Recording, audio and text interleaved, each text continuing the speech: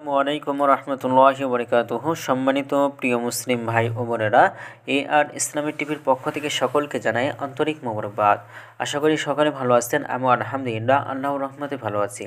আজকে আপনাদের মাঝে আলোচনা করব রমজানের শেষ দশকে নারীরা যেভাবে এতেকাফ করবে।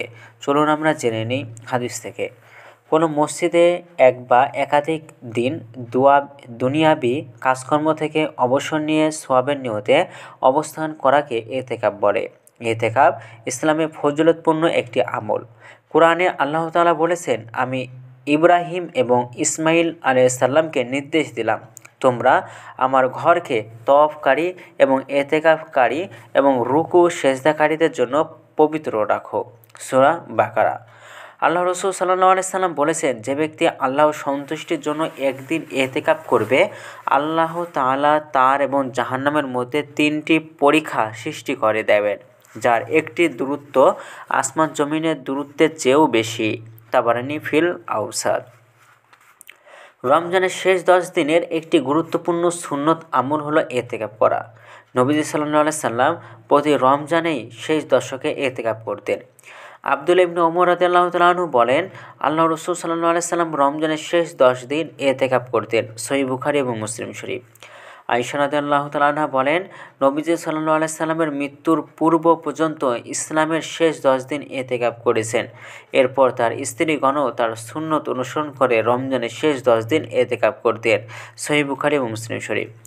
আবু সাঈদ খুদরি রাদিয়াল্লাহু তাআলা থেকে বর্ণিত, তিনি বলেন, আল্লাহ রসুল সাল্লাল্লাহু আলাইহি সাল্লাম রমজানের প্রথম 10 দিন এতেকাফ করেছিলেন। এরপর তিনি মাঝের 10 দিন তিনি একটি তুর্কি তাঁবুতে এতেকাফ করলেন, যার দরজায় একটি চাটাই ছিল। একদিন নবী সাল্লাল্লাহু আলাইহি সাল্লাম চাটাইটি হাতে নিয়ে একপাশে সরিয়ে রাখলেন। তারপর মাথা বের করে লোকদের সাথে কথা বললেন। লোকেরা তার কাছে এগিয়ে এলো। তিনি বললেন, আমি প্রথম 10 দিন এতেকাফ করেছি এই রাত লাইলাতুল কদর অনুসন্ধানের জন্য। এরপর আমি মাঝের 10 দিন এতেকাফ করেছি। তারপর আমাকে জানানো হয়েছে যে এটি লাইলাতুল কদর শেষ দশকে রয়েছে। তাই আপনাদের মধ্যে যারা এতেকাফ করতে চান তারা যেন এতেকাফ করেন। এরপর লোকেরা তার সাথে এতেকাফ করল। সহিহ মুসলিম শরীফ।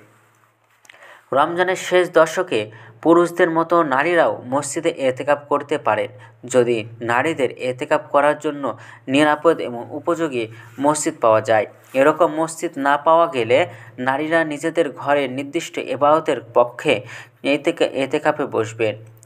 ইবাদতের নির্দিষ্ট কক্ষ না থাকলে এতেকাফের জন্য একটি কক্ষ নির্দিষ্ট করে এতেকাফের নিয়ত করবেন। খাওয়া দাওয়া এবং ওই কক্ষের করবেন এবং শরীয়ত সমর্থিত কারণ ছাড়া ওই কক্ষ ছেড়ে অন্যত্র যাবেন না। এতেকাফের জন্য যথাসম্ভব ছোট কক্ষ নির্ধারণ করা উচিত, বা শুধু তার থাকা এবং ইবাদতের জন্য ব্যবহৃত হবে। এরকম কক্ষ না পাওয়া গেলে বড় ঘরে কিছু জায়গাও নির্দিষ্ট করে নেওয়াও এতেকাফের নিয়ত করা যায়। এতেকাফে বসার পর শরীআ ওজর ছাড়া এতেকাফের কক্ষ বা জায়গা থেকে বের হলে এতেকাফ ভেঙে যাবে। প্রস্রাব পায়খানা এবং ওযু এবং গোসল, ফরজ গোসল, গ্রহণযোগ্য ওজর, এসব প্রয়োজনে এতেকাফের জায়গা থেকে বের হওয়া যাবে। ঘরে খাবার পৌঁছে দেওয়ার লোক না থাকলে খাবার আনার জন্য বাইরে যাওয়া যাবে, তবে পানাহার এতেকাফের জায়গায় করতে হবে, বাইরে করা যাবে না। এতেকাফের জায়গায় থেকে বান্নার দিক নির্দেশনা দেওয়া যাবে। রান্নাবান্নার লোক না থাকলে এতেকাফের স্থানে থেকেই রান্নাবান্নার কাজ করা সম্ভব হলে করা যাবে, কিন্তু এই সব প্রয়োজন এতেকাফের জায়গা থেকে বের হওয়া যাবে না।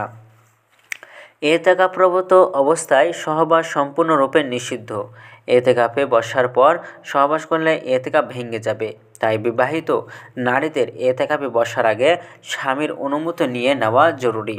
এতেকাফের অনুমতি দেওয়ার পর স্ত্রীর এতেকাফের ব্যাঘাত সৃষ্টি না করার স্বামীর কর্তব্য। এতেকাফরত অবস্থায় রোজা রাখা জরুরি। কেউ যদি কোনো প্রয়োজনে রোজা ভেঙে ফেলে বা কোনোভাবে রোজা ভেঙে যায়, তাহলে তার এতেকাফও ভেঙে যাবে। যেমন কেউ যদি অসুস্থতার কারণে রোজা ভেঙে ফেলে, তাহলে তার এতেকাফও ভেঙে যাবে। একইভাবে ইচ্ছাকৃত পানাহার, সহবাস বা জাগ্রত অবস্থায় ইচ্ছাকৃত বীর্যস্খলন ঘটানোর কারণেও কারো রোজা ভেঙে গেলে তার এতেকাফও ভেঙে যাবে। এতেকাফরত অবস্থায় নারীদের পিরিয়ড বা মাসিক শুরু হলে এতেকাফ ভেঙে যাবে। তো ভিডিওটি ভালো লাগলে অবশ্যই চ্যানেলটি সাবস্ক্রাইব করে পাশে থাকবেন। ধন্যবাদ সকলকে। আসসালামু আলাইকুম ওয়া রাহমাতুল্লাহি ওয়া বারাকাতুহু।